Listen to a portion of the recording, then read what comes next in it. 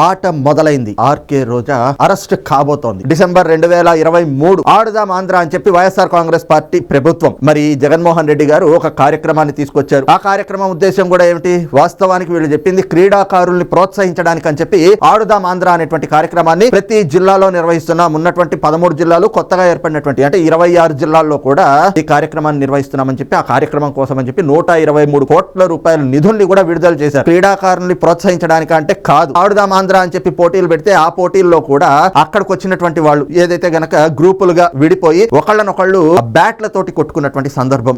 ఆ సమయంలో బ్యాట్లు కూడా విరిగిపోయినాయి. అంటే ఎంత నాసిరకమైనటువంటి వస్తువులు ఆ ఆట పరికరాలు అందజేశారు అనేటువంటిది ఆ ఉదంతాన్ని చూస్తేనే అర్థమవుతుంది. మొత్తం 123 కోట్ల రూపాయల నిధులు విడుదల చేస్తే 47 కోట్ల రూపాయల మేర అవినీతి జరిగింది. ఆ నిధులన్నీ కూడా దారి మళ్లించేశారు. ఆర్కే రోజా గారు, ట్యాప్ చైర్మన్ గా ఉన్నటువంటి బైరెడ్డి సిద్ధార్థ రెడ్డి, వీళ్ళిద్దరి పాత్ర కూడా ఇందులో ఉంది అనేటువంటిది ఈ రోజున విజిలెన్స్ ఎన్ఫోర్స్మెంట్ డిపార్ట్మెంట్ వాళ్ళు దీనిపైన ఆడుదాం ఆంధ్రాలో జరిగినటువంటి అవినీతి అక్రమాలపైన పూర్తి స్థాయి విచారణ జరపడంతో పాటుగా ఒక నివేదికను కూడా ఇప్పటికే మొత్తం ప్రిపేర్ చేశారు. ఆడుదాం ఆంధ్ర పేరుతోటి జరిగినటువంటి ఈ అవినీతి పైన ఏసీబీ ఆట మొదలు పెట్టబోతోంది. ఇక ఆర్కే రోజా దగ్గర నుంచి మిగతా వాళ్ళంతా కూడా అరెస్ట్ కాబోతా ఉన్నారు. ఇది స్పష్టమైపోతా ఉంది అన్నటువంటి అభిప్రాయం కూడా రాజకీయ పరిశీలకుల నుంచి వ్యక్తమవుతా ఉంది.